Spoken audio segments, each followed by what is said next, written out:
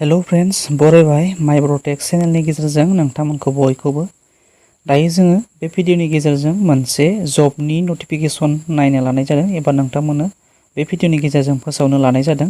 बियो जाबाय आसाम गभर्नमेन्टनि जबमोन लोगोफोर 2025 नि 10 तारिख जुनावनो बियो ओंखारदोंमोन आरोना नटिस खालामजादोंमोन। बियो मोनसे ड्राफ्ट नटिफिकेशन लोगोफोर जाय डाइरेक्टर सेरिकालचार डिपार्टमेन्टनिफ्राय इसु खालामजानाय आसाम गभर्नमेन्टनि जाय नोंथांमोनहा इन्टारेस्टेडमोन एबा नोंथांमोनहा एप्लाइ खालामदोंमोन अलरेडि बे एप्लाइ खालामखांनाय नोंथांमोननि थाखाय बियो मोनसे गुड निउस आरोना एबा नोंथांमोननि एग्जामनि थाखाय डेट फिक्स जानानै फैबाय। जोङो बिनि सोमोन्दैनो नायगोन दिनै बे डेटआ माब्ला आरो माब्ला जों एडमिटखौ मोननो हानाय जायो।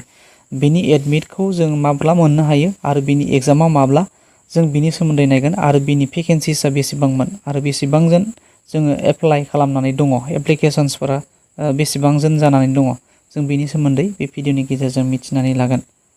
बे पस्टआनो जाहैबाय सेरिकालचारनि आन्दाराव आरोना सेरिकालचारनि आन्दाराव डेमनस्ट्रेटर पस्टआव आरोना बियो रिटेन एग्जामनि थाखाय।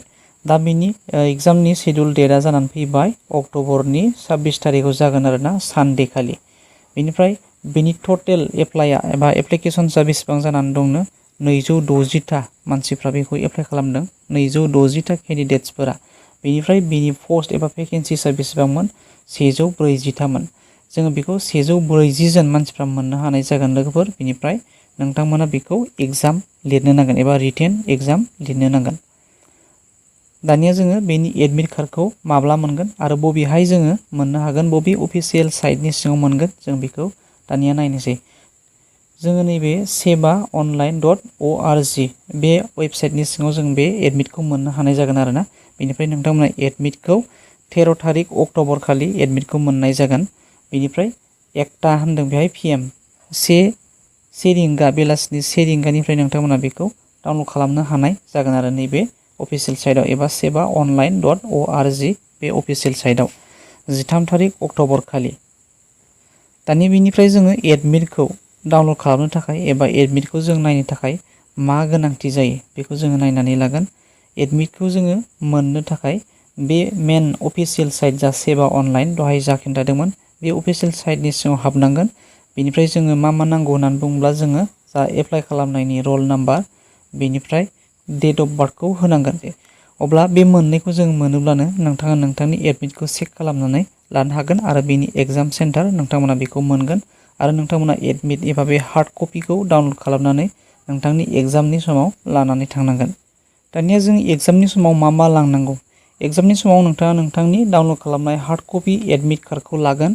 बेनिफ्राय नोंथांमोनहा नोंथांनि जिखुनु जा अरिजिनेल आइडि प्रुफ जाय आइडिया नोंथांनि आइडिया गभर्नमेन्टजों इसु जानाय एबा गभर्नमेन्टजों नोंथांमोना गनायथि जानाय जायखिजाया नोंथांनि आधार कार्डआनो जा पान कार्डआनो जा बा ड्राइभिं लाइसेन्सआनो जा बा भटार कार्ड बेफोरबायदि अरिजिनेल नोंथांनि आइ कार्डखौ नोंथाङा लानानै थांनो नांगोन। बेनिफ्राय नोंथांनि एडमिटआव माखासे टार्म्स एन्ड कन्डिशन एबा इन्सट्राक्सन्सफोरखौ नोंथाङा फल' खालामनानै लांनांगौखौ लांनांगोन एबा नोंथाङा मानिनानै सोलिनांगोन। बेनिफ्राय माखासे नोंथांनि एडमिटआव थानो गोनां माखासे इन्सट्राक्सन्सफोरा नैबेवहायबो दंखायो बेखौ नोंथांमोना जास्ट नायनानै लाखाब्ला एबा बुजिनानै लाखायोब्ला मोजां जागोन। बेवहाय इलेक्ट्रनिक बुस्थु एबा मबाइल फन बा केलकुलेटर माखासे इलेक्ट्रनिक्स डिभाइस ब्लुटुथ बा स्केनार बेवहाय नोंथांनि हेडफन बा माइक्र'फन बेफोरबायदि गुबुन गुबुन माखासे इलेक्ट्रनिक्स बुस्थु जे बुस्थुआ नोंथांनि एग्जामाव लाथावा एबा गोनांथि गैया बैफोरबायदि बुस्थु जोंहा लाङाब्लानो जाबाय। नोंथांमोना एडमिट कार्डजों लोगोसे ब्लेक बल पइन्ट पेन एबा ब्लु पेन बेखौ नोंथांमोना लानो नांगोन। माखासे इन्सट्राक्सन्सफोरा एडमिटआवबो थाबावगोन। एडमिटआव नोंथांमोना फिन खनसे नायोब्ला साबसिन जागोन जे जाय समाव नोंथांमोना एडमिटखौ डाउनलड खालामगोन बे समाव नोंथांमोना माखासे इन्सट्राक्सन्सफोरखौ नायनानै लांब्लानो जाबाय एबा थांब्लानो जाबाय आरो। बेनिफ्राय माखासे टेकनिकेल इसुफोर दंब्ला एबा नोंथाङा नोंथांनि एडमिटखौ जुदि मोनाखैब्ला बा बेहाय माबा मोनसे प्रब्लेमफोर जादोंब्ला नोंथांमोना गाहायाव होनाय नैबे हेल्पलाइन नाम्बार दङ बेहाय नोंथांमोना कल खालामनानै नोंथांनि प्रब्लेमखौ सल्युसन खालामनानै लानो हागोन। बेनिफ्राय बिनि खामानि होनाय एबा बिनि रिसिभ खालामनाय सम बा अफिसियेल टाइम दङ बेहाय 10 रिंगा AM निफ्राय 5 रिंगा PM सिम नोंथांमोना फन खालामनो हागोन एबा जगाजगनि गेजेरजों नोंथांमोना नोंथांनि प्रब्लेमखौ सल्युसन खालामनानै लानो हानाय जागोन। अब्ला लोगोफोर नोंथांमोना निस्सय बे भिडिअनि गेजेरजों बुजिबाय। अब्ला लोगोफोर थेंक इउ फर वाचिं। बाय बाय। उननि भिडिअआव लोगो मोनफिनगोन।